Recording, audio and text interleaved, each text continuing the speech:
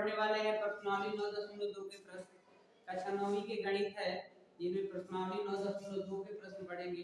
इसके पहले बहुत प्रमेय था, तो 1 और 2 और प्रमेय नंबर 3 को पढ़ने के काम किए थे। उसके बाद भी प्रमेय है, इसको हमने आपको बताया था कि उसका प्रयोग कैसे करना है। सीधे हम प्रश्नावली के प्रश्न देखते हैं। आज प्रश्नावली 2.9.2 यानी 2.9 नहीं है, 9.2 है। ठीक है, तो इनका पहला प्रश्न कर रहा है 5 सेंटीमीटर और 3 सेंटीमीटर। 5 सेंटीमीटर तथा 3 सेंटीमीटर त्रिज्या के दो वृत्त हैं जो एक दूसरे को प्रतिच्छेद करते हैं, और दोनों वृत्त के केंद्रों के बीच की दूरी 4 सेंटीमीटर दी गई है। तो जब दोनों वृत्त एक दूसरे को जब प्रतिच्छेद करते हैं, काटते हैं, तो दोनों वृत्तों में कोई ना कोई उभयनिष्ठ जीवा होगी। जहाँ पर कटान बिंदु है, अगर उन कटान बिंदुओं को मिलाने का काम करते हैं तो दोनों का उभयनिष्ठ जीवा हो जाता है, जहाँ पर वो प्रतिच्छेद करते हैं। अब अगर इनका फिगर ड्रा करते हो तो कैसे फिगर की बात देखो, अगर इस टाइप का प्रश्न मिल जाए तो सबसे पहले केंद्रों के बीच की दूरी जितना रहता है उसको आप एक लाइन ले लीजिए ऐसे। ठीक है, तो एक मान लो 4 सेंटीमीटर है, ओ डैश तो प्रश्न है कि 5 सेंटीमीटर और 3 सेंटीमीटर। आइए उद्देश्य ये सेंटीमीटर का है, ये बताओ तो ये पहला जो हम वृत्त बनाने वाले हैं तो इसके अंदर से बनेगा, मतलब ये कुल मान लो ये 4 है तो हम 5 सेंटीमीटर लेंगे तो थोड़ा सा इससे बड़ा होगा। ठीक है, यहाँ पर बड़ा तब तो बहुत बड़ा बन जा रहा है, थोड़ा सा इसको हम लोग छोटा कर लेते हैं। ठीक है बाबू, नहीं तो बहुत बड़ा बन जा रहा है। चलो तो 5 सेंटीमीटर का हम लेंगे तो इनसे जो 4 सेंटीमीटर लिए इनसे थोड़ा सा अधिक लंबा ले लिए। अब चलो इतना ऐसे। ठीक है, यहाँ से यहाँ तक की दूरी 4 है, लेकिन इतना दूरी हम बढ़ा दें तो 1 सेंटीमीटर बढ़ जाएगा। तो यह 1 सेंटीमीटर बढ़ा है, मतलब यह 5 सेंटीमीटर का बना दिए। ठीक है, उन्होंने कहा कि 3 सेंटीमीटर त्रिज्या लेकर एक दूसरा वृत्त बनाना है, तो 3 सेंटीमीटर लेंगे तो 4 है, 1 2 3 4, तो मान लो इतना लंबाई का 3 सेंटीमीटर थोड़ा सा छोटा होगा, तो हम यहाँ पर रखें और यहाँ से एक वृत्त बना दिए, बी इसका नाम है ए बी। तो यह जो है ए बी की लंबाई पूछी जा रही है, ए बी की लंबाई पूछी जा रही है। तो यहाँ पर ए बी क्या हुआ, चलिए ठीक है, मान लो यहाँ मिल जा रहा है, तो इसी की लंबाई हम लोग को बतानी है। तो इस छोटे वृत्त के लिए भी ये जीवा है और इस बड़े वाले वृत्त के लिए भी ये उभयनिष्ठ जीवा है। हाँ ये तो है, मान लो यह केंद्र न हो गया, तो यह केंद्र है और यहाँ भी एक केंद्र है। तो अगर इनसे हम इसको मिला दें और इनसे इसको मिला दें, या इसको इससे मिला दें, या इसको इससे मिला दें, ठीक है, तो ये भी हमको पता चल जाएगा। लेकिन चलो मिला कर देखते हैं। अच्छा आपको पता है ये केंद्र से जीवों को डाला गया लंब जीवा को 2 बराबर भागों में विभाजित करता है, ऐसा होता है ना। तो अगर हम इसी लाइन को आगे तक बढ़ा दें या इसको मिला दें, इसको हटा दें, अभी इसको मिला देंगे तो ये कितना लंबा है ये पता नहीं चल पा रहा है, ये कितना लंबा है। मान लो यहाँ से ना इस पर हमने लंब डाला ना, तो ये कितना है ये नहीं पता है, और ये जीवा की लंबाई तो हमको पता ही नहीं है। लेकिन हमको पता क्या है, अगर इसको इससे मिला दिए तो यह जो है रेडियस है, त्रिज्या है इस वृत्त की, तो इसकी लंबाई 3 है।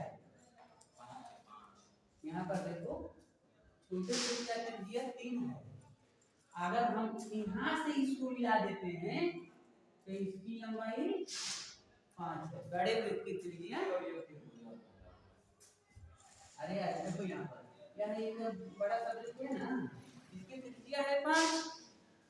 तो जब हमने इसको देखा ये यहाँ पर इतना बड़ा है, ये 5 हो गया, और इस छोटे वाले वृत्त की त्रिज्या 3 है, तो ये छोटे वाले वृत्त के केंद्र से आसपास बिंदु जहाँ पर दोनों वृत्त एक दूसरे को काट रहे हैं उस बिंदु को मिला दिए, तो यहाँ पर 3 है। ठीक है, और दोनों आकर इसको टच कर रहा है ना, यम हो गया। अब यहाँ पर हमको इसकी अगर लंबाई पता चल जाए तो इतना 4 है, 4 प्लस ये होगा,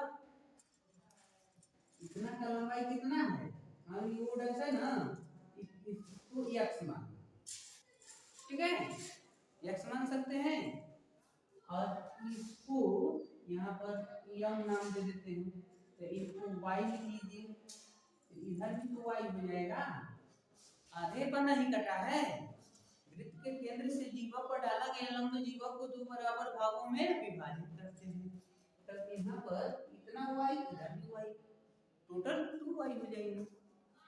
अब देखो अगर हम इसका मान निकालना चाहते हैं तो पाइथागोरस प्रमेय का यूज करेंगे हम। अब यहाँ पर हमको x का भी मान नहीं पता है और y का भी मान नहीं पता है, तो हम लोग समीकरण बनाएंगे, लेकिन सबसे पहले हम एक छोटे वाले त्रिभुज, आपको त्रिभुज दिख रहा होगा, यम ए यम ओ डैश, ए यम ओ डैश, ए यम ओ डैश, ठीक है। तो यहाँ पर लिखेंगे त्रिभुज ए यम ओ डैश में, तो समकोण त्रिभुज है। अगर हम पाइथागोरस का प्रयोग करते हैं, पाइथागोरस से, तो आप जानते हैं कर्ण का वर्ग बराबर लंब का वर्ग प्लस आधार का वर्ग, तो कर्ण यहाँ पर क्या है 3, कर्ण का नंबर है 3, हम लिखेंगे 3 का स्क्वायर, लंब y है, लंब y है और यहाँ पर आधार है x स्क्वायर, क्वेश्चन नंबर, या आगे बढ़ के लिख सकते हो, यहाँ पर 9 बराबर y square plus x square, ठीक है। या x की वैल्यू अगर पुट करने को कहा दे तो क्या लिखोगे, x स्क्वायर बराबर 9 माइनस y स्क्वायर, हमको y का मान चाहिए, तब इसको इक्वेशन ले लेते हैं।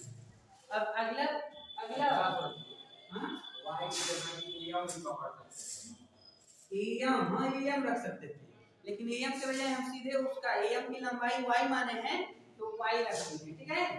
अब देखो, अब बड़ा वाला त्रिभुज दिख रहा है आपको OMA में, ठीक है, OMA में, तो आपका फार्मूला यही चलेगा, तो इसके लिए कर्ण क्या है 5 है, कर्ण को हम लिखेंगे 5 का स्क्वायर बराबर, लंब तो y है तो y का स्क्वायर, बस कर्ण क्या है आधार क्या है, तो 4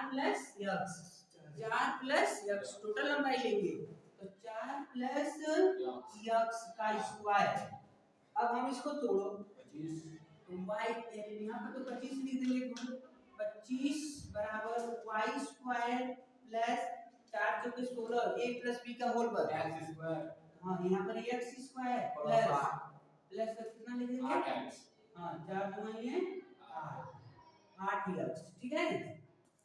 अब देखो इक्वेशन 2, या तो हम y स्क्वायर का मान रख लें या तो x स्क्वायर का मान रख लें, आप y इधर देख सकते हैं, अगर हम x स्क्वायर का मान रखते हैं यहाँ पर दूसरी x का मान रखने में दिक्कत होगी, तो इससे बढ़िया है ना बाबू, यहाँ पर जो बनाए थे x को आप इधर रखो, मतलब y स्क्वायर बराबर 9 माइनस x स्क्वायर लिखिए, ठीक है, इनको 1 लिखिए, यहाँ लिखेंगे समीकरण 1 से, समीकरण 1 से, तो 1 को पुट करेंगे, देखो यहाँ पर 25 और यहाँ पर y स्क्वायर के मान बाबू 9 माइनस x स्क्वायर और प्लस इसको और यह plus x square plus 8 x square से x स्क्वायर कट जाएगा, माइनस है,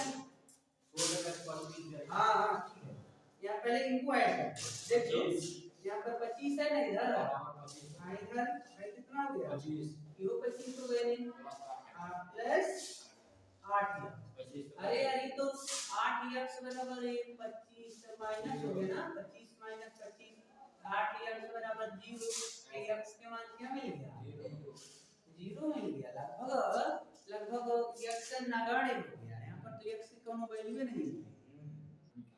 अगर x का मान बाबू उठा कर समीकरण 1 में रख ले, ये इधर देखो, अगर x का मान समीकरण 1 में रखने पर समीकरण 1 में y स्क्वायर बराबर 9 माइनस 0 का स्क्वायर, तो y स्क्वायर बराबर 9, तो y की वैल्यू 3। अब इसका दुगुना करना है। अब देखो पहले अब कहेंगे कि सर जी इसका मान 0 कैसे हो गया, तो ये मान कर चला गया है, मतलब ये मान रहा है कि जो केंद्र से हम इस जीवा पर लंब डाले हैं यह खुद इसी पर है, मतलब जो लंब है वो डैश है जीवा पर है, नगड़ मतलब बहुत कुछ नहीं, माइक्रोस्कोप हाँ उसी पर वो टच हुआ है, ठीक है। अब देखो इतना की लंबाई हो गया 3, संयोग की लंबाई 3 है, वृत्त के केंद्र से जीवा पर डाला गया लंब जीवा को दो बराबर भागों में विभाजित करता है। हाँ ठीक है, आप लिख देंगे अतः जीवा यानी AB बराबर 2y, AB बराबर 2y, तो AB बराबर 2 × 3, AB का मान मिल गया 6, AB का मान हो गया 6 सेंटीमीटर। उभय निष्ठ जो जीवा थी वो है निष्ठ उभय निष्ठ जीवा AB बराबर 6 cm। इस तरीके से प्रश्न सॉल्व हो जाते हैं, ठीक है। इनका मान ऐसे निकाल लेना। तो कह रहा है बाबू, कह रहा कि एक वृत्त की दो समान जीवाएं दोनों जीवा बराबर है जो वृत्त के अंदर प्रतिच्छेद करती है, वृत्त के अंदर प्रतिच्छेद करती है, तो कह रहा कि सिद्ध करना है कि एक जीवा के खंड दूसरे जीवा के खंड के बराबर है। मतलब अब देखो हमारे पास दो वृत्त हैं, पर दो वृत्त नहीं है, एक ही वृत्त है और इनकी दो जीवाएं हैं। देखो एक जीवा हमने ऐसे लिया AB, ठीक है AB, और एक जीवा ऐसे लिए AB, और इसका नाम हो गया थोड़ा सा और ऐसे करते हैं, ठीक है। थोड़ा यहाँ कटा हुआ भाग बड़ा दिख रहा है, तो ऐसा बनाया जाए ताकि दोनों मतलब यहाँ से ऐसे ले लिए और यहाँ से ऐसे ले, थोड़ा देर ठीक है, ठीक है। देखो AB इनका नाम हो गया और इनका नाम हो गया CD, आज यहाँ पर कट किया है E, तो हमको ये सिद्ध करना है, इधर देखो नहीं तो पिटाई होगी। DE बराबर है BE के और E बराबर है BE, यही हमको दिखाना है। सिद्ध करना है, यहाँ पर पहले लिखते हैं ED बराबर BE, ठीक है। केंद्र मान लो यहाँ पर है O, थोड़ा सा आ जाओ, केंद्र से जीवा पर हमने लंब डाल दिया, ऐसे लंब डाल दिया, ठीक है बाबू। यहाँ पर 90 डिग्री का एंगल बनेगा ना वो। अब इनका नाम देते हैं यम, इनका नाम देते हैं यान। तो वो पहले यहाँ पर समझो कि इतना दूरी अगर बात करें तो हम कह सकते हैं ना कि AM की लंबाई हाफ AB के बराबर है, पूरा AB का आधा है, और अगर CN की बात करें तो हाफ CD है, ठीक है। ऐसे हो सकता है, थोड़ा सा यहाँ से इसको हम मिला देते हैं बाबू, और जैसे ही मिलाएंगे तो यहाँ पर एक त्रिभुज बना दिया, एक दो जाओ त्रिभुज से कंपेयर किया जाए, त्रिभुज OME तथा त्रिभुज ONE में, और देखो दोनों में आपको पहले समझा दिया है कि दोनों जीवा सेम है, बराबर है, तो पर में जानते हो कि बराबर जीवाएं केंद्र से समान दूरी पर या समदूरस्थ होती हैं, तो आपको पता होना चाहिए OM जो है ON के बराबर है, OM बराबर ON काहे बराबर है, ये समदूरस्थ यानी दोनों जीवा बराबर है परमेश्वर, ठीक है।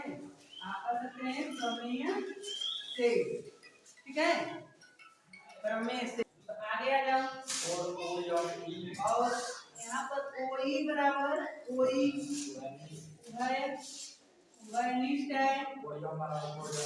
हाँ, एक कोण नापते हैं ना, एम और एन 90 डिग्री है। तो आप यहीं पर कर सकते हो OMI सर्वांतम है ONE और ये होती है, लेकिन हाँ ठीक है, आर या राइट एंगल है। अब ये समरूप है तो आप यहाँ पर कहोगे ना CT से क्या आप कहेंगे यम ई बराबर है या नहीं के, ठीक है। इतना यह पार्ट इतना पार्ट के बराबर है। अब आ जाओ समीकरण 1 के पास। समीकरण 1 से अगर ये बताओ यम एम AB का आधा है, यानी यह लंब एक जीवा को दो बराबर भागों में विभाजित किया है। आप तीनों तो कर सकते हो कि इतना जो है यम बी जो है इहो तो 1/2 AB है। हाँ, और यह इतना दूरी भी तो 1/2 CD है। आप यहाँ लिखेंगे N D equal to half CD। हाँ, अब आ जाइए, प्रश्न में लिखा है कि समान जीवा दोनों दिया है, यहाँ लिखते बाबू दिया है क्या AB जो है CD के बराबर है। AB किसके बराबर है? CD के। गुड, ठीक है। तो अगर AB CD के बराबर है तो AB के आधार यम और D, चलो AB यहाँ है ना, यहाँ पर 1/2 कर रहे हैं, दोनों ओर के आधा कर दिए, तो यह किसके बराबर है? यम बी के। आई के जगह पर यन डी लिख दिए। आप ये बताओ यन डी में और यम बी में दो पार्ट है क्या? यम ई प्लस ईबी, बहुत बढ़िया, ईबी। इधर आ जाओ, यन ई प्लस ईबी आ जाइए। यहाँ पर अभी दिया ना कि यम ई यन ई के बराबर है, यम ई यन ई के बराबर है। तो अगर हम या तो एक स्टेप बचाना चाहते हैं तो इनको हम निगलेक्ट कर दें, दोनों बराबर है ना, तो बराबर किस साइड है? अगर इसको ई का नाम यहाँ रख दो, पक्षांतर करेंगे तो कट जाएगा। तो गुड, तो इसको हटा लिए तो क्या बच गया यहाँ? ईबी बराबर ईबी, ठीक है। यही प्रूफ करना था, ईबी बराबर ईबी। या यानी प्रश्न कह रहा है कि जीवा एक जीवा के खंड दूसरे जीवा के खंड के बराबर। तो एक जीवा का यह खंड हो गया एक भाग, थोड़ा सा यहाँ से यहाँ तक, और दूसरे जीवा के यहाँ से यहाँ तक, तो इतना पार्ट के बराबर हो गया। अच्छा, हम इसको दिखाए थे, अगर यह इतना के बराबर है तो इतना के बराबर हो जाएगा, ठीक है। इस तरीके से इस प्रश्न को सॉल्व कर सकते हैं, ठीक है।